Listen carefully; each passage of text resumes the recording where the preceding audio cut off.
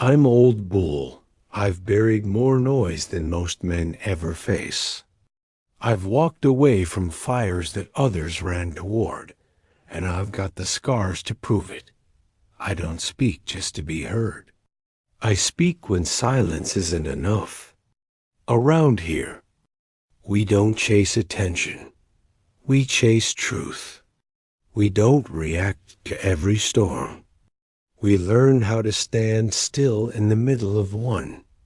If you're tired of pretending, if you're ready to rebuild from the inside out, pull up a chair, light a fire, and let's talk about what it really means to be at peace in a world that profits from your chaos.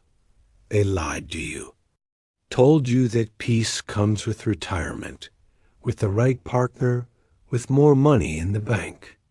But here you are, tired, heavy, surrounded by noise, and still searching for something that doesn't show up in the mailbox or under your Christmas tree. The truth is, peace was never out there to begin with. It's built in silence, earned through scars, and protected by the few who are strong enough to walk away. When the world demands they stay and fight, you want to know why you're still exhausted, even when you're doing everything right. Because you're leaking energy into wars that aren't yours. You're feeding chaos, calling it duty. And the worst part is most men think that's just how life is supposed to feel. But it's not. You weren't born to live on edge, to burn out trying, to please voices that wouldn't notice if you disappeared tomorrow. You were made for more stillness, more strength, more clarity. So if you're worn out from pretending, you've got it all under control. If you're tired of acting like noise doesn't bother you, this one's for you. Because peace is possible. Not later, not someday, but now. And it starts the moment you decide to stop giving your power to everything that doesn't deserve it. Peace doesn't come wrapped in ribbon from the outside world. It's carved out, piece by piece, by a man who knows what's worth keeping and what needs to go. I didn't learn this from books. I learned it from long nights in the saddle, watching the firewood crackle while my thoughts tried to pick a fight with me. To be a real man, a good man, you need to recognize what disturbs your stillness before you can guard it. And to do that, you've got to know yourself better than anyone else ever will. A man without self-awareness is like a horse. Without reins fast, loud, and always crashing into fences. See, some folks mistake peace for weakness. But let me tell you something anyone can yell. Any fool can throw a punch or raise their voice. But it takes quiet strength, the kind forged in solitude and reflection, to remain calm when everything's burning around you. Being a strong man means standing firm when others are shaking, not because you're numb, but because you're anchored. I've spent years learning where my breaking point lies, and I've learned not to walk past it just to prove something to someone who doesn't even matter. If you don't draw a line, the world will draw one for you, and they won't care if it cuts through your soul. There's an old log near my camp where I sit with my coffee, listening to the mountain air rustle through the pines. That log has heard more truths from me than most men ever will. When you slow down enough to listen to what your own soul is whispering, you begin to see the weight you've been carrying isn't all yours to bear. Maybe it's time you grabbed a journal, lit a cigar, and wrote down what's been chasing your peace out the door. Peace isn't passive, it's protected. And protecting it starts by knowing what it looks like, feels like, and sounds like, so you can tell when it's gone missing. The moment I started drawing lines, my life got quieter and lighter. Not because the noise disappeared, but because I stopped inviting it in. A man's peace is like his front porch. You decide who gets to step on it. I've had to tell folks some I loved deeply, this part of me is off limits. It wasn't easy, but neither is dragging around everyone else's chaos like it's your job to fix them. Setting boundaries ain't about building walls to shut people out.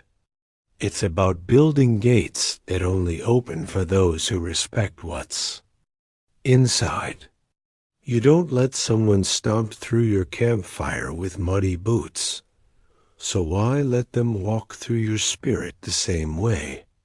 If someone mocks your standards, dismisses your need for solitude, or tries to guilt you for protecting your energy, they're showing you exactly why that boundary exists.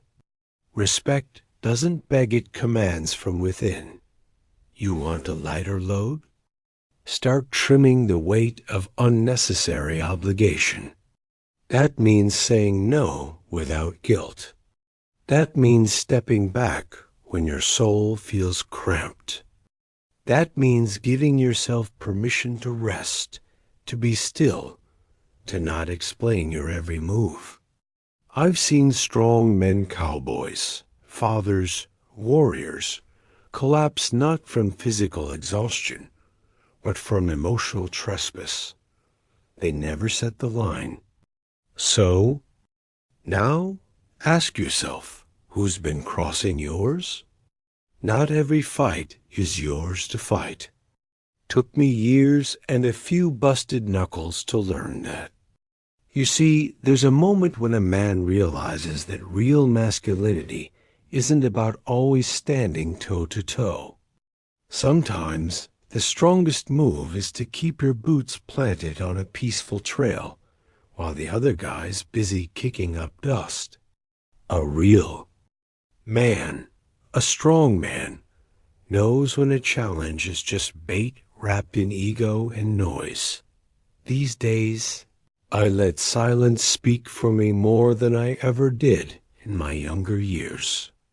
Some folks confuse calm with weakness. Let them. They're chasing noise. I'm chasing peace. If a man throws a spark at you, and you don't hand him wood or wind, that flame dies on its own. It's hard for some to walk away because pride whispers lies, you've got something to prove. But I'm too tired, too worn, and too damn wise to feed every fire that passes by. If someone insults you at the bar, mocks your quiet ways at the family table, or stirs up drama online, don't bite. That's a snake offering venom in the shape of a handshake. Turn your back, walk away, and keep your dignity wrapped tight like a bedroll in the rain. You're not weak. You're preserving what little strength you've got left after years of carrying more than you should. And that, my friend, is where manhood truly begins to show its face. There comes a time when a man has to choose between keeping the peace around him and keeping the peace within him. And let me tell you, when someone keeps crossing your line, knowing full well it's there, that ain't ignorance, that's disrespect. I've had men shake my hand and stab my back in the same day. I've had family tell me they love me while tearing at the very core of my calm. And one day, I stopped giving them a second chance to do it again. You don't owe anyone access to your soul. just because they've known your name for a long time. Blood may be thicker than water, but respect is thicker than both. If someone continually violates your space emotionally, mentally, spiritually, you've got two options: keep bleeding or close the gate. That doesn't mean hate. It doesn't mean vengeance. It means you've grown enough to realize you can't heal in the same place you're hurt. That's self-respect. And it's long overdue for a lot of good men. I've had to cut people loose, and I didn't make speeches when I did it. I just stopped showing up to the war they kept starting. If you want to live lighter, more peaceful, more rooted, you've got to prune the dead branches. That might be a friend who mocks your purpose, a partner who belittles your goals, or even a brother who drags you into old battles you've outgrown. Removing them isn't cruelty. It's clarity. And clarity, my friend, is a kind of strength, too often mistaken for coldness. You ever walk past a hornet's nest that ain't buzzing? You don't poke it, do you? Not unless you've got a death wish. Same goes for situations in life that have gone quiet. Some things are better left undisturbed. I've seen grown men dig up old fights, old lovers, old wounds, thinking they were searching for closure. What they found instead was pain with a fresh coat of dust on it. Just because something's quiet doesn't mean it needs your voice. There's a kind of wisdom that comes with age, the kind that tells you not every fire needs stirring. Sometimes peace looks like walking past a broken fence and not fixing it, because you know damn well that what's inside ain't yours to fix. That's what it means to be a man with quiet strength. You don't stick your hands into every old mess just because it's familiar. You let it be. And by doing so, you let yourself be. There's a reason we bury the dead. We're meant to. Mourn, not to dig. I've had folks bring up old arguments like they were proud of carrying the weight for years. And I've learned to smile, nod, and move on. That's not cowardice. That's discipline. A real man knows that not every scar needs explaining, and not every silence needs to be broken. Leave the sleeping dogs alone. Let the echo of old battles fade out in the wind. You've got enough on your plate today without feeding ghosts from yesterday. Not every fire you see is your fire to put out. Took me a long time to learn that, especially as a man who's always felt a duty to protect, to step in, to fix what's broken. But here's the truth. A strong man knows when his presence brings order and when it just adds another shadow to the storm. If two folks are swinging at each other and neither one's swinging at you, let them. Not every noise calls for your boots. There's something exhausting about being the fixer, the referee, the peacemaker in battles you never started. I've watched husbands burn out trying to solve fights between in-laws, and brothers lose sleep over workplace drama that never even had their name on it. Being a provider doesn't mean being a sponge for everyone's chaos. A wise man, a real man, chooses his battles like he chooses his weapons deliberately, and with full awareness of the weight he's about to carry. You don't pick up every axe you see just because it's lying there. When I stopped involving myself in fights that weren't mine, my mind got quieter, lighter. I started sleeping better, thinking clearer, walking straighter. If your thoughts feel like a cluttered cabin after a storm, ask yourself, how many of those messes are even yours? Next time someone tries to drag you into something that doesn't belong to you, just look 'em in the eye and say, "Ain't my fire, ain't my fight." Then turn around and let peace follow you like a well-trained horse on a quiet trail. There was a time when I felt the need to weigh in on every little thing: politics, religion, family arguments, even what kind of boots a man should wear. I thought speaking up meant I mattered. Turns out it just meant I was tired all the time. You don't realize how much energy you waste until you stop giving your opinion where none was asked. A real man, a wise man, learns that silence can speak louder than any well-crafted argument. You ever notice how the older men, the ones who've seen the worst of life, tend to talk less? There's strength in that. It's not because they don't have thoughts. It's because they've learned the cost of sharing them where they don't belong. Sometimes your words are like campfire wood. You only got so much. Don't burn it, all just to light up someone else's noise. Save it for warmth, for truth, for moments that matter. That's what wisdom looks like in a man with gray in his beard and stillness in his bones. You don't need to post, tweet, argue, or shout just to be seen. Let the world scream itself hoarse while you stay grounded in purpose.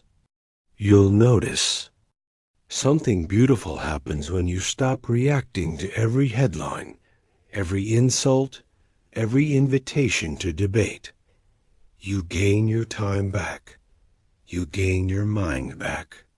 You gain your peace back. And that, my friend, is a kind of wealth no man can steal from you, not even in the loudest storm. If you're out there hunting for peace in the world, good luck. You might find quiet moments, sure. A calm morning, a warm meal, a smile from a stranger, but lasting peace? The kind that anchors a man when everything else is shaking? That never comes from out there. That kind of peace is built like a cabin in the wilderness, log by log, from the inside out. And if you don't build it yourself, the storm will blow it down every single time. I've met men who chased peace through money, titles, even a new truck with fresh leather seats. And for a while, it works, feels good. But the silence never lasts because they're patching up the noise inside with wallpaper from the outside. A strong man, a quiet man, knows the only peace that endures is the one rooted deep in who he is. You don't find peace, you grow it, like planting seeds in solitude and watering them with truth. Ain't glamorous, but it's the only kind that doesn't blow away with the wind dot. So how do you cultivate it? You start by being brutally honest with yourself. Where are you compromising your values just to keep others happy? What lies have you told yourself about what you need to feel whole? Turn off the news. Leave your phone in the truck. Go split some firewood or sit by the river. Let the silence teach you. Because in the end, if your peace depends on the world behaving, you'll be waiting forever. Peace isn't something you stumble into. It's something you clear space for.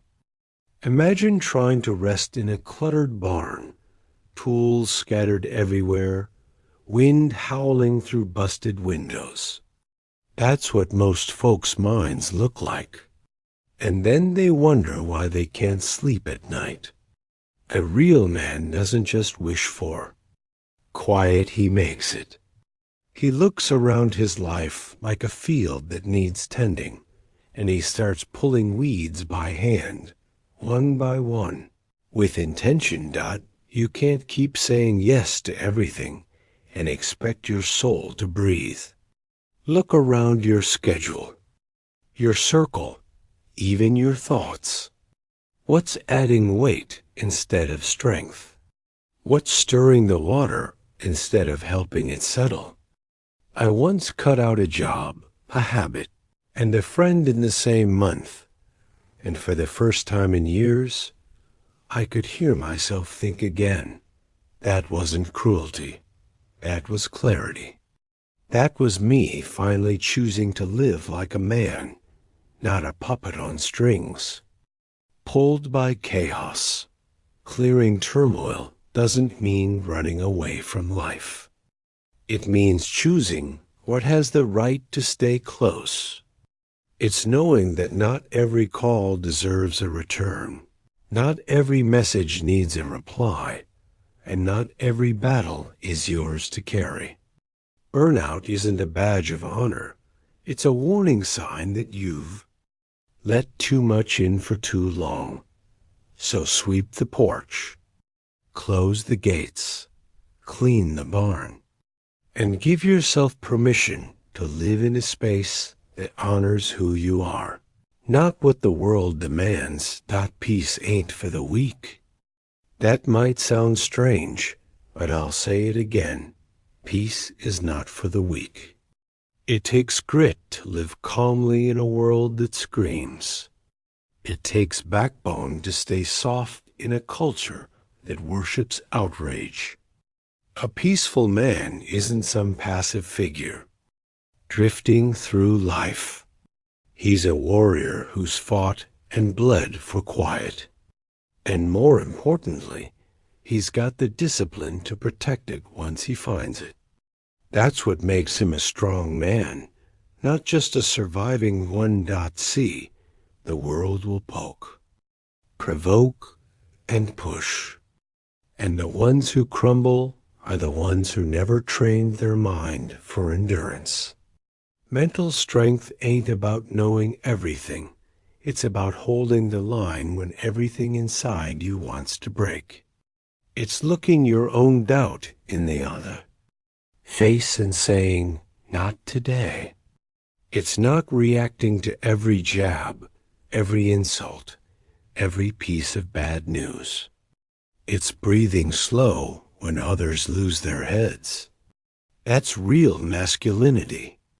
That's what it means to carry your peace like a blade, always sharp, always close. Some folks think peace is luck. I say it's a choice daily, sometimes hourly. It's built in habits like journaling before the sun rises, chopping wood to clear your mind, reading scripture instead of scrolling nonsense, or sitting by the fire instead of walking into another storm.